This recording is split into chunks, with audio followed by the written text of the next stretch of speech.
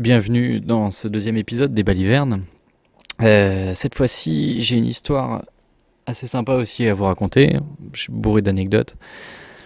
Euh, en fait, bon, on est quelques copains et on aime bien tout ce qui sort de l'ordinaire.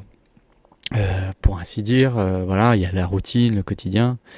Et nous, on aime bien, bah voilà, ce qui dénote, quoi. Vivre des situations complètement à l'envers de ce qu'on a l'habitude de vivre au quotidien.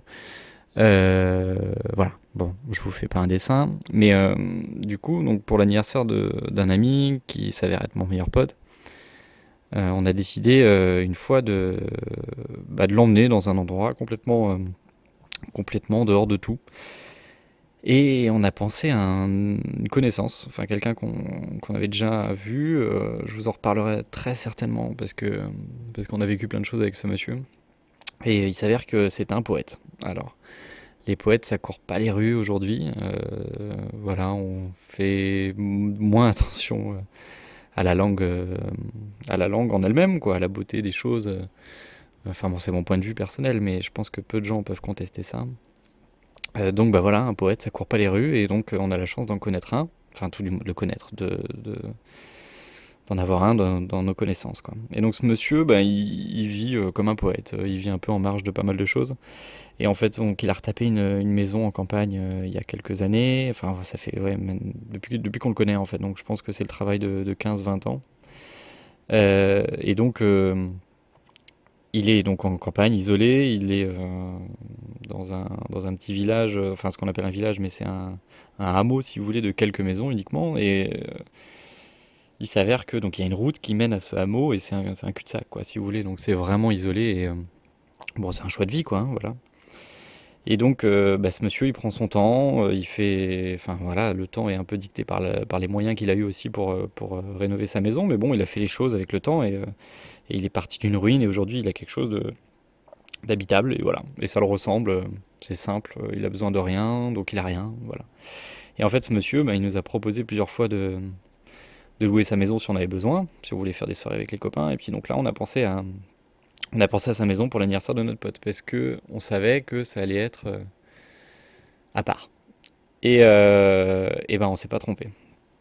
Donc en gros, on habite en ville, hein. On est parti avec notre pote, on lui a masqué les yeux et donc voilà, au bout de allez, trois quarts d'heure de route, on est arrivé chez ce monsieur. Donc ce monsieur nous a invités, hein, pour la soirée et alors un coup de bol, il partait au ski le lendemain et il était là ce soir-là. Donc enfin c'était la soirée aurait pas été la même s'il n'avait pas été là. Et donc, il nous reçoit, donc notre copain avait toujours les yeux bandés, on l'assoit au milieu d'une pièce. Alors il faut imaginer la maison, donc c'est une maison toute en pierre, avec une charpente en bois, donc des grosses poutres. La maison est immense et dedans, il n'y a rien, quoi. Là, on arrive dans une pièce, on était 15-20 potes, et on arrive dans une pièce qui fait aller ouais, 10 mètres sur 10 mètres, quoi. Donc une belle pièce de vie, et il y avait dedans un canapé, une table et rien d'autre. Pas un livre, pas un meuble, rien. Un canapé, une table. Enfin voilà, quatre chaises, quoi. Mais c'est tout. Quatre chaises, une table, un canapé et rien d'autre. Et donc on arrive dans cette grande pièce en pierre avec donc un escalier pour aller à l'étage. À droite, une grosse cheminée. Donc, enfin, grosse. C'est une cheminée qui fait aller 2,50 m, 3 mètres de large. Donc c'est quand même quelque chose d'assez costaud. Et voilà, on arrive dans la pièce. Donc on fait rentrer notre pote les yeux bandés. Et, Euh, donc on l'assoit, donc ça rigole, enfin il n'y avait pas un bruit, et donc notre pote, le poète là, dit pas, enfin parle pas forcément pour pas que notre pote sache où il est, et donc il prépare un feu en fait. Et donc il prend, donc là c'est pas des granules, hein. Enfin il prend carrément un bout d'arbre en fait, puisque la cheminée est balèze. Donc il prend un bout d'arbre avec plein de petites branches, voilà, le bois il avait à peine séché, enfin il commence à allumer ça.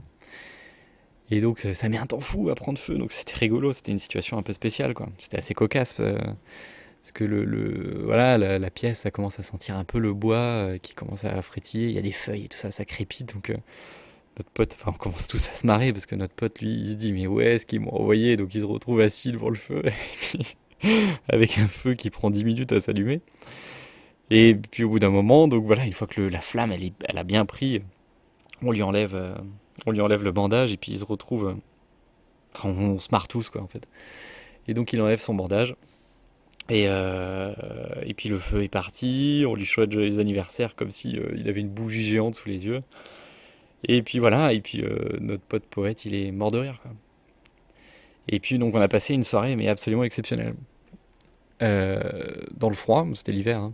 J'ai oublié de vous préciser. Enfin si, je vous ai dit qu'il partait au ski, non, le poète, mais donc dans le froid, mais réchauffé par un super feu, dans une maison où il y avait rien. Et quand même, le monsieur qui nous a accueillis, donc le poète, nous a offert une espèce de vin. Alors il appelait ça le vin de coucou.